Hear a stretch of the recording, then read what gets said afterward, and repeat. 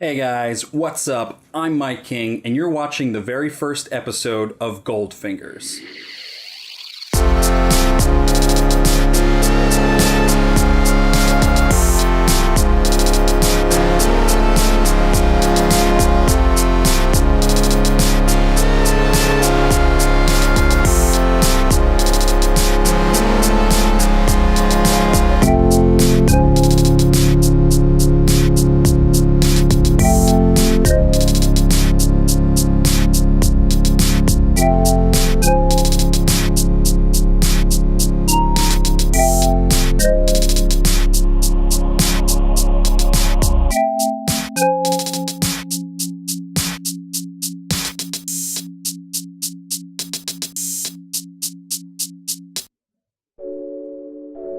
Alright, well, as you can tell from that first clip, I've got a face for podcasting, so let's just stick with my voice for right now.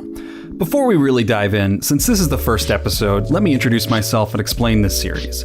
So I'm Mike King, I co-host a weekly drunk movie review podcast called How Many Fingers Am I Holding Up? I love movies, and I really love the Oscars. They don't always get it right, but that's part of what makes them so fascinating to me. I'm also an amateur filmmaker, but that's really not why you should listen to my opinion when it comes to the Oscars. Trust me.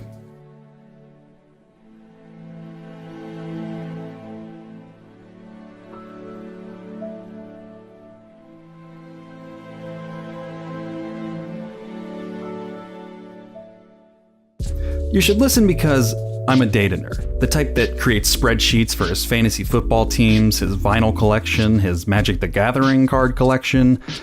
Maybe that just makes me a big nerd all around. I don't know. I just think when there's so much uncertainty in the world, it helps me make sense of it all when I can put hard numbers behind my decisions. And the Oscars are no different, which brings us to this show. When I used to look up Oscar predictions from my favorite experts, RIP, Rope of Silicon, I always hated that they never showed their work, they didn't explain why one film was more likely to win over another, and this meant that despite my obsession with the Oscars, I rarely got more than 75% of my predictions correct. So I did what I do with anything that I want to understand better. I made a spreadsheet. I pulled together all the previous awards season nominations and wins for every category I could find, sorted the data, and made some educated guesses where necessary. And it worked. I only got one wrong, and it was for a category I couldn't even find data for, live action short. So I decided to create Goldfingers, a data-driven Oscar prediction video series. Look, I'm not going to pretend that this year's awards will be as predictable as they were last year, and if you're a data nerd like me, you know that that's a really small sample size. We could get every single category wrong this year, and that's okay. My goal is simply to give you guys an easily digestible breakdown of not only who I think will win, but also why. I want to pull back the curtain of Oscar predictions so that you guys can see what the experts are really looking at, and then make your own choices. So let's get to it, shall we? We're only going to tackle one category this episode, Best Documentary Feature. It's honestly just too early to make predictions for anything else. None of the precursor awards have announced their nominations for the other categories, and many of the so-called contenders haven't had their official release. To give you an example, at this point last year, Ben Affleck's Live by Night was considered an early contender for a Best Picture nomination, based on the Academy's affection for Affleck, the trailer, it was a period piece, and then it came out. That's what happens when you make predictions without any hard data. It's also good that we're starting out small so I can walk you through my process. In future episodes, when we're eventually predicting every category, there won't be as much time to explain. For every category, I'm looking at a few factors: wins, nominations, outside wins, and outside nominations. Wins and nominations are exactly what they sound like, wins and nominations in appropriate categories. If you look at last year, The Shape of Water and 3 Billboards Outside Ebbing, Missouri were each nominated for 88% of the precursor awards they were eligible for, and they each won 38% of those awards. This put them ahead of films like Get Out and Lady Bird, which were also nominated for 88%, but only managed to win 13% or 1 award each. Outside wins and outside nominations are wins and nominations in irrelevant categories, like a Best Actor win to the Best Picture category, or vice versa. On its own, this data is useless, but when combined with the standard wins and nominations, it does help distinguish the pack. Winning Best Supporting Actress at the Golden Globes doesn't mean that the film will be nominated for Best Picture, but these awards are voted on by people, and multiple wins anywhere is evidence of appreciation of some aspect of the film, so it's an edge when needed. In the end, I would never base my final predictions on outside wins and nominations, but they do help me order my lists when weighing statistically equal films against each other. Okay, so now that I've explained the process, you never have to hear that again. Let's make some predictions.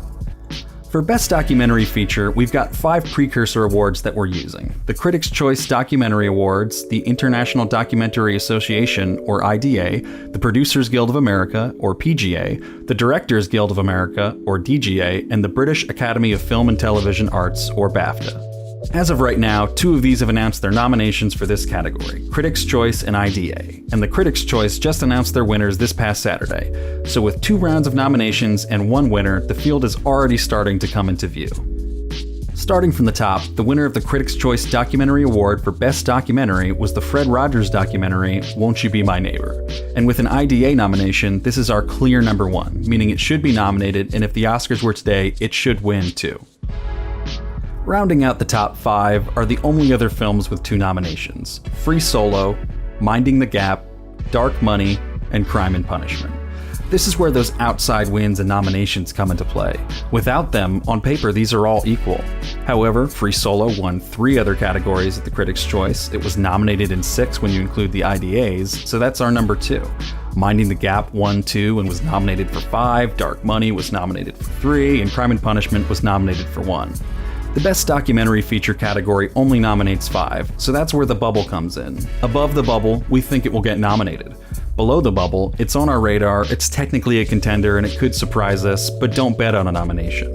Below the bubble, we've got Hale County, This Morning, This Evening, RBG, Hitler's Hollywood, 3 Identical Strangers, and Hal. If you really wanted to, you could even look further below the bubble, where you've got films like A Fathers and Sons, Sky and Ground, The Silence of Others, and United Skates, who all had at least 1 nomination, and could jump up the ladder when the IDA announces their winners, or the PGA, DGA, and BAFTA announce their nominations. But until then, bottom of the barrel. So there you have it, our first Oscar predictions for Best Documentary Feature. As a side note, the IDA also announced their nominees for Documentary Short if you want to check those out, but that's the only precursor award I've come across for this category. So as of right now, I'm going to abstain from predicting any of the nominations for the Shorts categories in this series. I just don't have the data. I'll keep looking and maybe that'll change, who knows. Anyway, we'll still make some loose predictions for winners in those categories before the Oscars, but it won't be as evidence-based as the feature-length categories. Looking forward, I'll try to close each episode with a calendar segment so you guys can see which awards are coming up and when our next episodes will be. The awards season doesn't move steadily enough for a weekly schedule, so I'll just put out new episodes whenever there's enough updates. Okay, on November 16th, we get the nominations for the Film Independent Spirit Awards. I don't use these in any official capacity, I just love independent film, and often some of my favorite films of the year are honored here despite being overlooked at the Oscars, so I thought I'd let you guys know. And on November 20th, the PGA will announce their documentary nominations. This should affect the predictions we just made today, so look for a new episode with updated predictions in the last week of November. In December, we'll get a few more nominations, and then in January, things will really get rolling. So if you like this episode, be sure to hit that subscribe button and ring the bell to be notified whenever a new episode drops.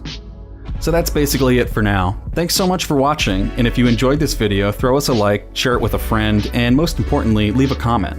Ideally, I would love for the comments of these episodes to become a community where fellow film lovers and data nerds can share their own predictions, destroy my methods, or debate what they think should really win. And as this series evolves, I'm sure we'll find a way to include your comments in the show somehow. Alright, my little Goldfingers, that's enough for now. See you next time.